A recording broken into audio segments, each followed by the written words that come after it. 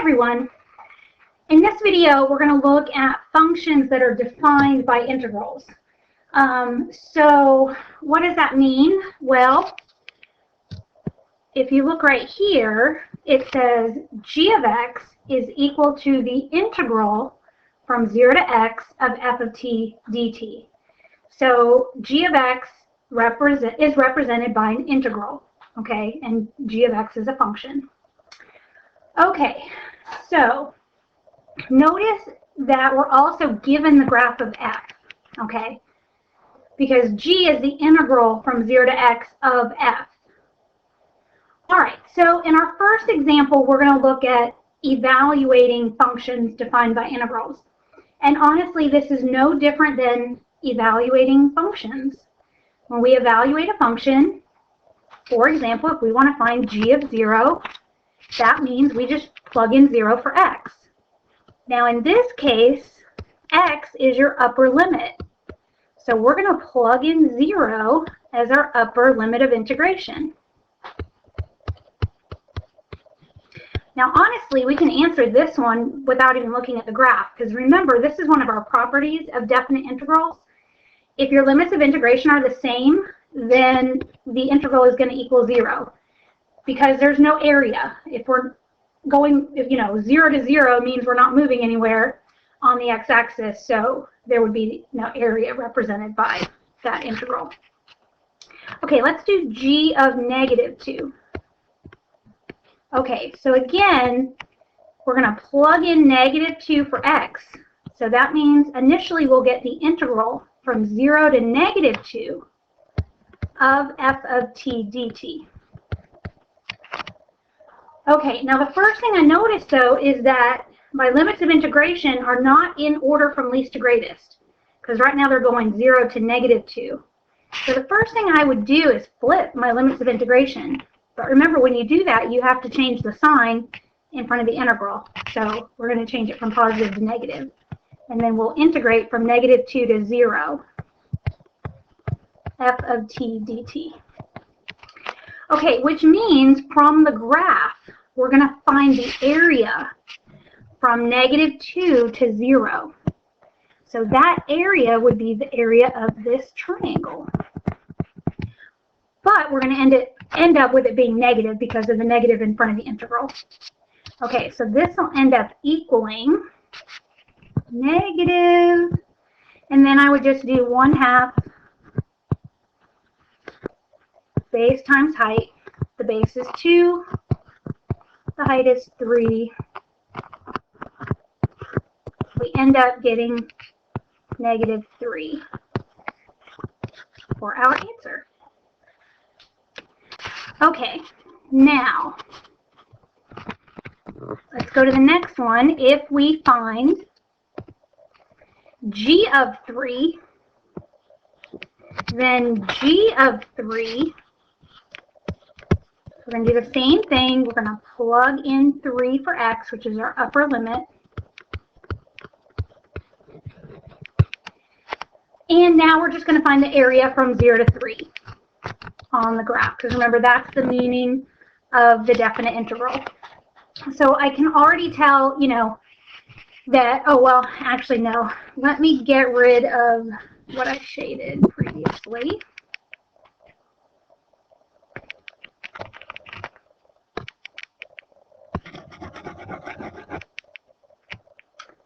Okay, so now we're going to find the area from 0 to 3. So that's going to be like a quarter of a circle, notice. 1/4 of a circle. So to find that area, we're going to do 1/4 pi r squared. And the area is above the x-axis, so it's positive. So 1/4, the radius is 3 times pi. Okay, so that'll just end up being 9/4 pi, or 9 pi over 4. Okay, now for the last example, I actually want to change the problem. Let's say this time we're asked to find g prime of 6, the derivative of g. Okay, so let's go back up to g of x. So you guys, this is Fundamental Theorem of Calculus Part 2.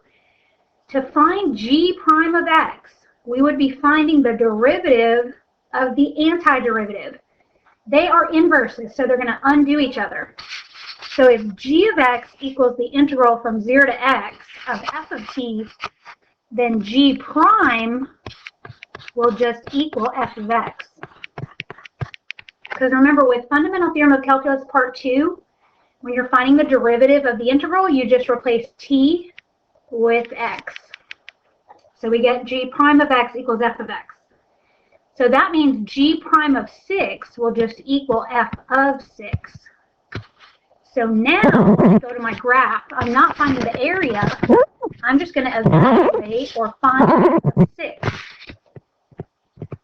Okay, so here's the point we're looking for. When x is 6, y is 0, because that point is on the x-axis. So f of 6 would equal 0. Okay, so this is kind of important to recognize, okay? Because next we're going to get into problems that go back to our fun chart, okay? So because our function is g, I'm going to write the fun chart in terms of g instead of f, okay? But it's the same thing. It's g, g prime, g double prime, and remember how it goes. Plus, minus, increase, decrease, concave up, concave down. Plus, minus, increase, decrease, plus, minus. Okay, now let's look at example B. Find all values of x on the open interval at which g has a relative maximum. All right, but you guys, we're not looking at the graph of g. We're looking at the graph of f. So again, you have to recognize that if we find the derivative of g, g prime equals f. So this is the graph of f, which is equal to g prime. So this goes back to you're given the graph of the derivative, and you're going to be asked questions about the original function, okay? So this is no different than what we've done in the past. Okay, so if we're looking at the graph of the derivative and we're trying to find a relative maximum, we're looking for a point where the graph changes from positive to negative. And that would actually happen right here at x equals 3. So g has a relative maximum when x equals 3. Why? Because g prime of x, which equals f of x, you want to make sure you include that statement, changes from positive to negative.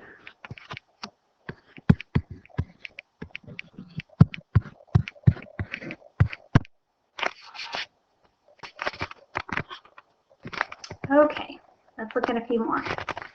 All right, example C. Find the absolute minimum value of g on the interval -2 to 6 and the value of x at which it occurs. Justify your answer. Okay, so I want to point out, you guys, that we're finding an absolute minimum.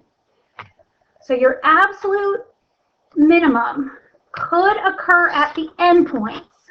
Now remember, this is when we would set up a table of values, okay?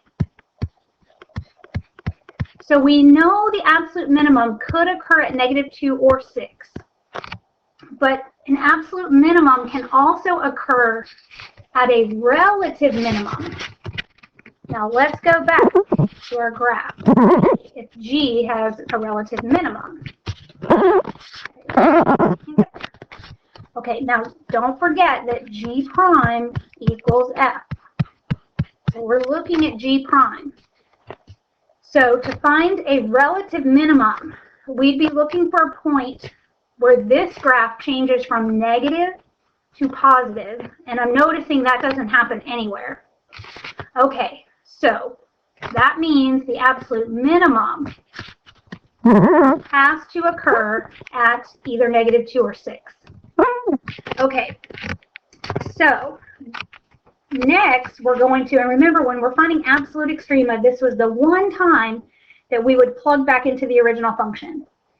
Okay, so we got to find g of -2, which remember that equals the integral from 0 to -2 of f of x. We're just plugging in -2 for x. Now I'm pretty sure we found that in part A, so let's go back. G of -2, remember, equaled -3. So we've already found that value. But again, we did that by first switching our limits of integration, which made the integral negative, and then we found the area from -2 to 0, which was the area of the triangle. All right, then we got to find g of 6. Okay, so g of 6 will be the integral from 0 to 6 f of t dt. I could have kept these t's. Okay, so that means I got to find all this area. Okay, well, we already know the area of that first triangle was 3. And that was just 1/2 base times height. Okay, we already know the area of the quarter circle was 9/4 pi. So then to that, we just need to add, really subtract, because this triangle has negative area. But we got to find the area of that triangle. So again, we'll do 1/2 base, which is 3, times height, which is 2. So again, that area will equal -3 because it's below the x-axis. So -3, which means the 3's are going to cancel, and g of 6 is going to equal 9/4 pi. Okay, well, we're trying to find the absolute minimum, so that has to occur where we have a negative y value. So let's make sure we've answered the question. Find the absolute minimum value of g and the value of x at which it occurs. So I would wrap this up by saying, repeat the question, the absolute minimum value of g is -3. The value is y. It occurs at x equals -2. So that way we've answered the full question. The absolute minimum value of g is -3 at x equals -2. Okay, guys, one more example. All right, this time we are asked to find the x-coordinate of each point of inflection of the graph of g on the open interval from -2 to 6. Justify your answer. Okay, so once again, you want to make the connection that g prime equals f of x. So that means that the graph we're looking at is g prime. Okay, and then don't forget your fun chart. And actually, we really only need g prime. So positive, negative, increase, decrease, concave up, concave down. Positive, negative, increase, decrease. Okay, so if we're trying to find a point of inflection, a point of inflection is a point where the graph changes concavity. So g changes concavity when g prime changes from increasing to decreasing, or vice versa. Okay, so where does the graph change from increasing to decreasing? Right here when x equals 0. And where does the graph change from decreasing to increasing? Right here when x equals 4. So those would be your points of inflection for g. X equals 0 and 4. And then we can say because g prime of x, which equals f of x, make sure you make that statement, changes from increasing to decreasing, or vice versa.